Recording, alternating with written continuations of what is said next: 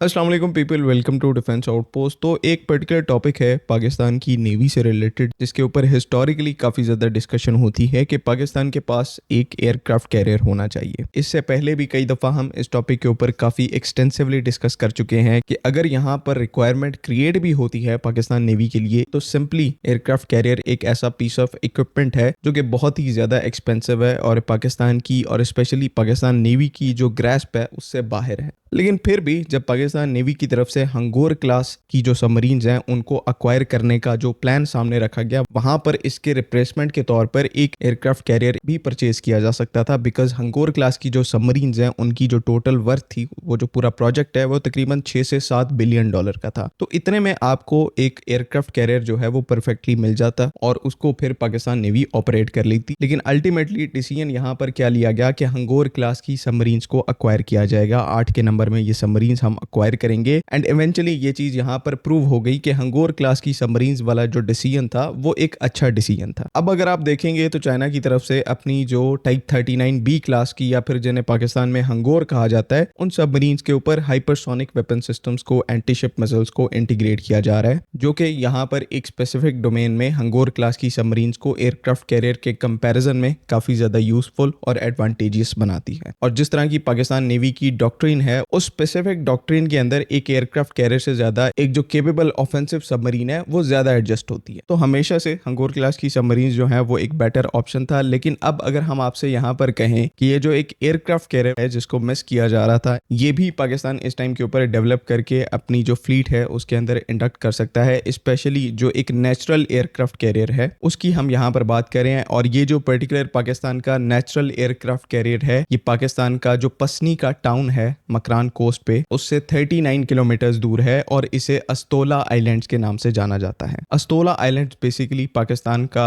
एक सबसे बड़ा ऑफशोर आइलैंड है और अपने फ्लैट टॉप प्लेट्यू की वजह से एक एक्सीलेंट स्पॉट है एक एयर स्ट्रिप या फिर प्रॉपर एयरबेस कंस्ट्रक्ट करने के लिए। जैसा कि पहले बताया कि आइलैंड है तो चारों तरफ से पानी से घिरा हुआ है, अनसिंकेबल प्लेटफॉर्म है और एक जो नेचुरल एयरक्राफ्ट कैरियर की प्रोफाइल है उसमें फिट होता है। अगर पाकिस्तान की मिलिट्री यहाँ पर एक एयर स्ट्रिप या फिर प्रॉपर एयरबेस को कंस्ट्रक्ट करती है तो न सिर्फ यहाँ से आपके जो अनमैन्ड कॉम्बैट एरियल व्हीकल्स हैं वो ऑपरेट कर सकते हैं, मैरीटाइम पेट्रोल एयरक्राफ्ट ऑपरेट कर सकते हैं, बल्कि यहाँ पर आपकी कंट्री के जो मॉडर्न और लॉन्ग रेंज के सर्वेलेंस रेडार सिस्टम्स हैं, कोस्टल डिफेंस बैटरीज हैं, क्रूज मिसाइल बैटरीज हैं, surface to air defence systems हैं, उनको इंस्टॉल करके आप इसे एक अनसिंकेबल फोर्ट की शक्ल दे सकते हैं, जो कि फ्यूचर में आपकी जो सी लाइन ऑफ कम्युनिकेशन है उनको प्रोटेक्ट करने में काफी वाइटल रोल प्ले करेगा। आज के टाइम मिडिल ईस्ट के अंदर जो सिचुएशन डेवलप हो रही है, स्ट्रेट ऑफ हॉर्मुज का जो क्लोजर है वो आप सबके सामने है, किस तरह से इस पूरे रीजन के अंदर सिचुएशन बहुत जल्दी खराब हो सकती है और हर कंट्री की सी लाइन ऑफ कम्युनिकेशन जो है वो इस टाइम के ऊपर थ्रेटेंड है। तो ऐसे में ये जो अस्तोला आइलैंड जैसी इंस्टॉलेशंस हैं ये एक स्ट्रेटेजिक वेंटेज पॉइंट के तौर पर काम करती हैं। जिस तरह से एक स्नाइपर को पूरे एरिया के ऊपर नजर रखने के लिए एक आइसोलेटेड पोजीशन चाहिए होती है, उसी तरह से ये आपका बेसिकली जो अस्तोला आइलैंड है वो काम करता है अगर इसके ऊपर आप अपने मोस्ट मॉडर्न मिलिट्री इक्विपमेंट को पोस्ट कर देते हैं, जिसमें पहले बताया कि रेडार सिस्टम्स, आपके air defence systems, anti ship missile batteries, उसके बाद एयरक्राफ्ट और यूएवीज को ऑपरेट करने के लिए आपके पास रनवे और हैंगर समेत ये जितनी भी इंस्टॉलेशंस हैं, अगर इनको आप अस्तोला के ऊपर टाइमली कंस्ट्रक्ट कर लेते हैं तो ना सिर्फ आपके पास एक नेचुरल एयरक्राफ्ट कैरियर होगा, बल्कि मिडिल ईस्ट से लेकर गवादर तक अपनी जो सी लाइन ऑफ कम्युनिकेशन है उनको प्रोटेक्ट करने के लिए एसेंशियली आपके पास एक चेक पोस्ट होगी जिससे पूरे रीजन के ऊपर आप नजर रख सकते हैं। तो जहां पर एक प्रॉपर कन्वेंशनल एयरक्राफ्ट कैरियर के ऊपर इन्वेस्ट करना काफी ज्यादा रिस्की है, वहीं पर ये अस्तोला आइलैंड जैसे जो अनसिंकेबल आपके वेंटेज पॉइंट्स हैं इनके ऊपर अगर आप डेडिकेटेड तौर पर इन्वेस्ट करते हैं, प्रॉपर इंफ्रास्ट्रक्चर खड़ा करते हैं, तो पूरे रीजन के अंदर आपकी जो एरिया डिनाइल और सी डिनाइल कैपेबिलिटीज हैं वो काफी ज्यादा स्ट्रांग हो जाएंगी। और इनको जब आप कपल करेंगे अपने दूसरे कन्वेंशनल इक्विपमेंट के साथ, जहां पर आपके पास आने वाले टाइम में बड़े नंबर में फ्रिगेट होंगे, मोस्ट केपेबल सबमरीन्स होंगी, तो अस्तोला आइलैंड जैसी जो इंस्टॉलेशंस हैं वो एक क्रेडिबल कम्युनिकेशन और अर्ली वार्निंग नोड एस्टैब्लिश करने में आपको हेल्प करेंगी। तो अब यहाँ पर टाइम आ गया है कि पाकिस्तान एक्चुअली में अपने जो अस्तोला आइलैंड जैसे एसेट्स हैं उनके ऊपर तवज्जो दे, उनको डेवलप करने में तवज्जो दे,